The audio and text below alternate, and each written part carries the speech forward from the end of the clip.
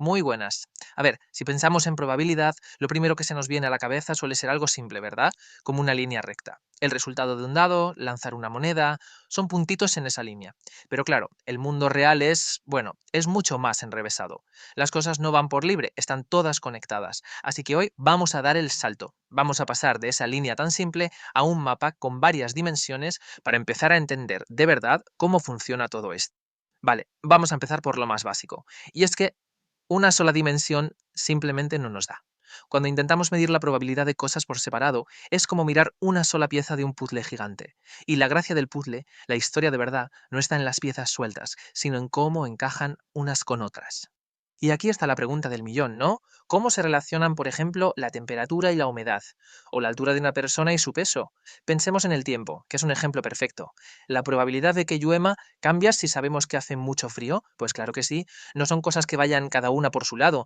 El valor de una influye en las posibilidades de la otra. Y ahí, justo ahí en esa interacción, es donde está toda la amiga. Entonces, para pillar esa conexión, no nos sirve de nada seguir mirando cada variable por su cuenta. Tenemos que cambiar el chip, dejar de pensar en líneas y empezar a pensar en sistemas. Necesitamos una forma totalmente nueva de ver la probabilidad. ¿Y cuál es esa nueva forma de ver las cosas? Pues es tan sencillo y a la vez tan potente como pasar de una línea a un plano.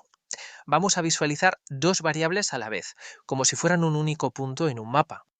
Y aquí, ojo, porque este es el gran salto conceptual. Ya no hablamos de un número al azar en una línea, no. Ahora tenemos un punto al azar en un plano. Cada posible resultado ya no es un solo valor, sino un par de coordenadas, x, y. Esas coordenadas son las que nos dicen dónde cae ese punto en nuestro espacio. Y a este punto aleatorio, claro, le tenemos que poner un nombre un poco más técnico. Se llama vector aleatorio. Pero que no asuste el nombre, ¿eh? Es solo la manera formal que tienen las matemáticas de decir que estamos tratando un par de variables, x e y, como si fueran las dos coordenadas de una sola cosa, de un solo objeto. Perfecto. Ya tenemos nuestro punto aleatorio situado en el mapa. Pero claro, ahora la pregunta es, ¿cómo es ese mapa? ¿Es todo liso, todo igual o tiene, digamos, montañas y valles? Lo que necesitamos es crear una especie de paisaje de probabilidad, un relieve que nos diga dónde es más probable que caiga nuestro punto. Este plano que vemos, el plano XY, es básicamente el tablero de juego. Es el mapa con todos los resultados posibles. Y esa zona sombreada que se ve ahí define un suceso concreto.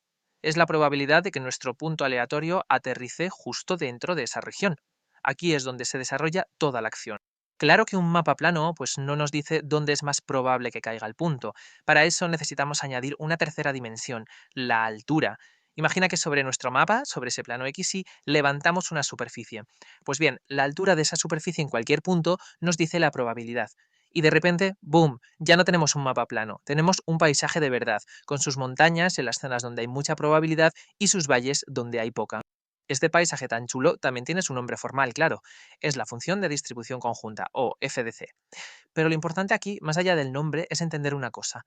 La altura de la superficie no nos da la probabilidad de un punto exacto, ¿vale? Lo que nos da es la probabilidad acumulada, es decir, la probabilidad de que nuestro resultado caiga en toda la región que está por detrás y a la izquierda de ese punto. Es como si midiéramos el volumen total de la montaña hasta llegar a ese punto. Y este paisaje, como es lógico, sigue unas reglas muy sencillas. Siempre empieza a ras de suelo, con probabilidad cero, allá abajo a la izquierda. A medida que nos movemos hacia la derecha o hacia arriba, la superficie nunca puede bajar, o sube o se queda plana. Y al final del todo, cuando ya hemos cubierto todas las posibilidades, la superficie llega a una meseta, a una altura de 1, que es, lógicamente, el 100% de la probabilidad total. No hay más. Vale, ya tenemos nuestro paisaje de probabilidad montado. Es una pasada, pero ¿y ahora qué? ¿Qué hacemos con él? Porque a veces solo nos interesa un trocito de la historia. Pues vamos a ver cómo usar dos herramientas clave para analizarlo, las sombras y los cortes. Y esta es una pregunta crucial. Tenemos este paisaje en 3D tan completo, que nos cuenta la historia conjunta de X y de Y. Pero, ¿y si solo nos importa lo que le pasa a X? ¿Cómo podemos sacar la historia de una sola variable de esta historia tan completa? Pues la respuesta es increíblemente visual. Vais a ver. Imagina que ponemos un sol justo encima de nuestro paisaje y que la luz baja totalmente recta a lo largo del eje Y. La sombra que esa superficie 3D proyecta en la pared del fondo, esa sombra es, literalmente, la distribución de probabilidad de X y solo de X. Al proyectar la sombra, lo que hemos hecho es aplastar toda la información de Y para quedarnos únicamente con la historia de X. Es genial. Y a esta sombra la llamamos técnicamente distribución marginal. No es más que eso, la distribución de una sola variable una vez que hemos tenido en cuenta y promediado todas las posibilidades de la otra. Es la forma de sacar la historia individual de X de la historia conjunta. Vale, eso está muy bien si queremos ignorar ahí por completo. Pero, ¿y si no la ignoramos? ¿Y si de hecho ya sabemos su valor? Pues en ese caso, en lugar de proyectar una sombra, cogemos un cuchillo imaginario y hacemos un corte vertical en nuestro paisaje justo en un valor concreto de y. El perfil de ese corte, esa línea que queda dibujada, nos revela la nueva distribución de probabilidad de X, sabiendo que Y ya tiene un valor fijo. Y esto, como es de esperar, se llama distribución condicional. Es la respuesta a la pregunta clave. Oye, ¿cómo cambia la probabilidad de X si ya sé lo que ha pasado con Y? Es pasar de la ignorancia total, de la marginal, a tener información completa con la condicional. Y ojo, no pensemos que todo esto de los paisajes solo sirve para cosas continuas, como la temperatura. Si lanzamos dos monedas, por ejemplo, los resultados son puntos sueltos, discretos en nuestro mapa. En ese caso, el paisaje de probabilidad no es una superficie suave, es más bien una serie de picos o postes aislados. La altura de cada pico nos dice la probabilidad de ese resultado exacto, pero la idea de fondo, la del paisaje, sigue siendo exactamente la misma. Todo esto nos lleva inevitablemente a la pregunta final, y quizás la más importante de todas. Hemos visto cómo analizar la relación que hay entre variables, pero ¿y si resulta que no hay ninguna relación? Después de todo este análisis, llegamos a la gran pregunta. ¿Cómo podemos estar seguros de que dos variables están de verdad conectadas? O si su relación es solo casualidad. Necesitamos una prueba del algodón, una prueba matemática que nos diga si hay una conexión real o no. Y la prueba es de una elegancia espectacular. Dos variables son independientes si su paisaje 3D, el completo, se puede reconstruir simplemente multiplicando sus dos sombras marginales. O sea, si la distribución conjunta es exactamente igual al producto de sus marginales, entonces no hay ninguna conexión oculta entre ellas. Son básicamente dos mundos separados.